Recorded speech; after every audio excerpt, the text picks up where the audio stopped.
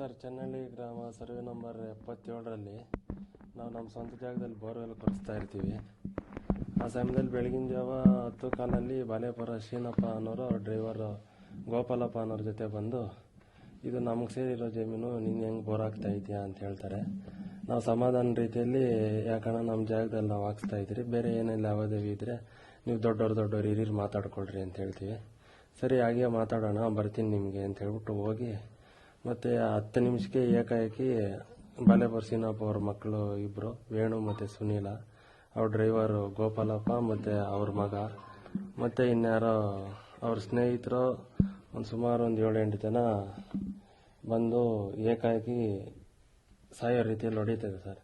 ಈ ಜಮೀನು ಎಲ್ಲ ಇವರು ಪುಕ್ಷೇಟಿ ಬಂದಿರೋದು ಗೌರ್ಮೆಂಟಿಂದ. ಇವರು ಬ್ಯಾಡ್ರು, ವಾಲ್ಮೀಕಿ ಈ ಥರ ಎಲ್ಲ ಅವಾಚ್ಯ ಶಬ್ದಗಳಿಂದ ಬಡ್ದು, ಅಲ್ಲಿರೋ ಹೆಂಗಸ್ರಿಗೆ, ನಮ್ಮ ತಂದೆ ತಾಯಿಗೆ ಇವರಿಗೆಲ್ಲ ಹೊಡೆದು ಅವಾಚ್ಯ ಶಬ್ದಗಳಿಂದ ಬಡ್ದು, ಅದೇ ಸಮಯದಲ್ಲಿ ಸೀನಪ್ಪ ಇದ್ಕೊಂಡು ಇವರಿಗೆಲ್ಲ ಸಾಯಂಗ್ ಹೊಡಿರೋ, ಏನೇ ಆಗಲಿ ನಾನು ನೋಡ್ಕೊತೀನಿ ಅಂತೆಲ್ಲ ಬೈದು ಇದು ಮಾಡ್ತಾರೆ ಸರ್. ಎಲ್ರಿಗೂ ಸಾಯಂಗ್ ಹೊಡಿತಾರೆ.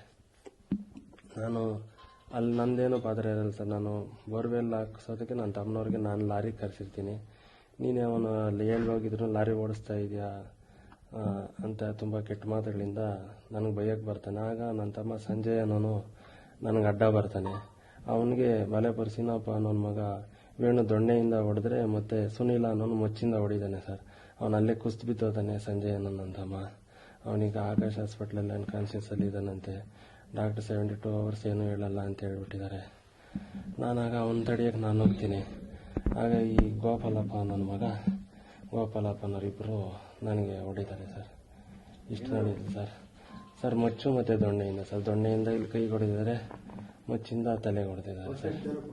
ಒಟ್ಟು ಸರ್, ನನಗೆ, ನನ್ನ ತಮ್ಮಗೆ ಮತ್ತು ನಮ್ಮ ಚಿಕ್ಕಪ್ಪ ಮಕ್ಕಳಾದ ಪ್ರವೀಣು, ಅವರಣ್ಣ ಗಿರೀಶು, ಮತ್ತು ಅವ್ರ ತಾಯಿ ನಾಗಮ್ಮ, ಅವ್ರ ತಂದೆ ನಾಗರಾಜು, ಇನ್ನೊಬ್ಬ ಚಿಕ್ಕಪ್ಪ ವೆಂಕಟೇಶು, ಇಷ್ಟು ಜನ ಹೊಡೆದಿದ್ದಾರೆ ಸರ್. ಸರ್, ಅವರು ಬಾಲೇಪುರ ಸೀನಪ್ಪ, ಅವ್ರ ಮಕ್ಕಳಾದ ವೇಣು, ಸುನೀಲ 3 ಜನ, ಅವ್ರ ಡ್ರೈವರ್ ಗೋಪಾಲು, ಅವನ ಮಗ, ಮತ್ತು ಅವ್ರ ಜೊತೆ ಒಂದು 5-6 ಜನ ಇದ್ರು ಸರ್. ಅವ್ರ ಜೊತೆ ಎಲ್ಲರೂ ಏಕಾಏಕಿ ಮುಚ್ಚು ದೊಣ್ಣೆಯಿಂದನೇ ಬಂದಿದ್ರು ಸರ್.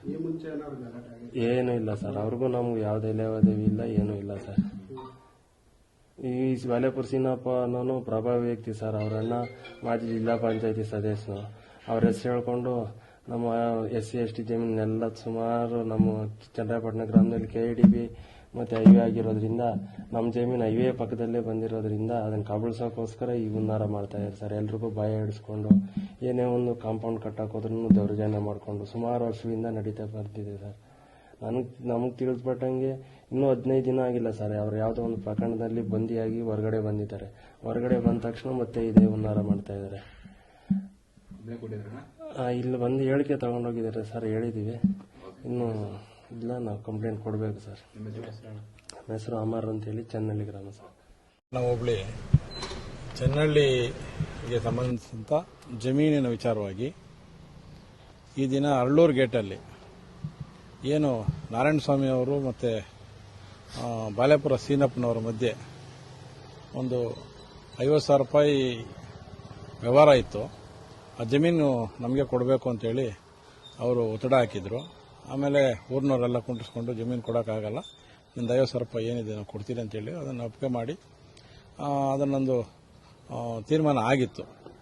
ಆಗಿದ್ದಂಥ ಜಮೀನಲ್ಲಿ, ಆ ಪಕ್ಕದ ಜಮೀನಲ್ಲಿ, ಅವ್ರ ತಮ್ಮನ ಜಮೀನಲ್ಲಿ ಬೋರ್ ಹಾಕ್ಸ್ತಾ ಇದ್ರೆ ಏಕಾಏಕಿ ಸೀನಪ್ಪ ಮತ್ತು ಗೋಪಾಲ್ ಮತ್ತು ಇನ್ನಿತರ ಎಲ್ಲ ಹೋಗಿ ಒಂದು 15-20 ಜನ ಸೇರಿಕೊಂಡು ಅಲ್ಲಿದ್ದಂಥ ಜನಗಳಿಗೆಲ್ಲ ಹೊಡೆದು, ಅಲ್ಲಿ ಜಮೀನವರು ಯಾರು ಅಂತ ಅವ್ರಿಗೂ ಗೊತ್ತಿಲ್ಲ ಪಾಪ ಹುಡುಗರಿಗೆ, ಅಂಥವ್ರಿಗೆಲ್ಲ ಹೊಡೆದು, ಮತ್ತು ಬೇರೆ ಊರಿಂದ ಹೋದವ್ರಿಗೂ ಕೂಡ ಅಲ್ಲಿ ಏಟುಗಳು ತಿಂದಿರೋಂಥದ್ದು ಕೂಡ ನಡೆದಿದೆ.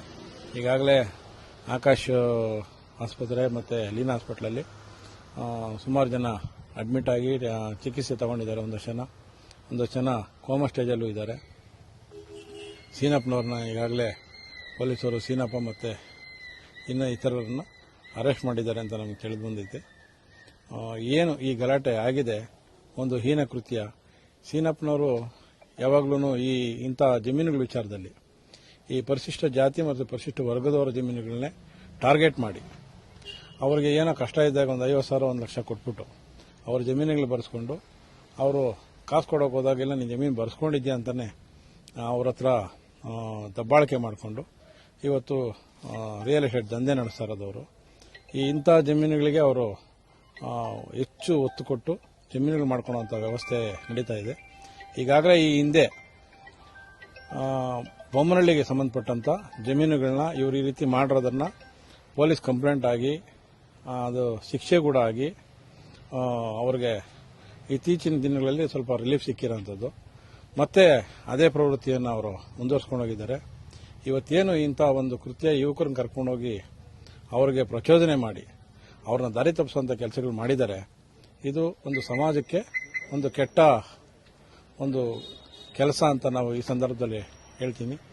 ಯಾವುದೇ ಕಾರಣಕ್ಕೂ ಇಂಥ ಒಂದು ಸಮಾಜಘಾತಕ ವ್ಯಕ್ತಿಗಳಿಗೆ ಶಿಕ್ಷೆ ಆಗಬೇಕು, ಅವ್ರನ್ನ ಕಠಿಣವಾಗಿ ಶಿಕ್ಷಿಸಬೇಕು ಅಂತ ಮತ್ತೆ ಇನ್ನಿತರೆ ಯಾರೇ ಅಪರಾಧಿಗಳಿರ್ಬೋದು ಅವ್ರನ್ನೆಲ್ಲ ಅರೆಸ್ಟ್ ಮಾಡಬೇಕು, ಈ ಮೂಲಕ ಒತ್ತಾಯ ಮಾಡ್ತಾ ಇದ್ದೀನಿ. ಎಷ್ಟು ಜನ ಗಾಯ ಆಗಿದೆ ಏನು ಸರ್?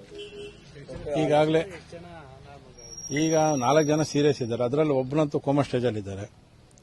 ಅವ್ರದಿನ್ನ ಏನು ಅಂತ ಗ್ಯಾರಂಟಿ ಹೇಳ್ತಾ ಇಲ್ಲ.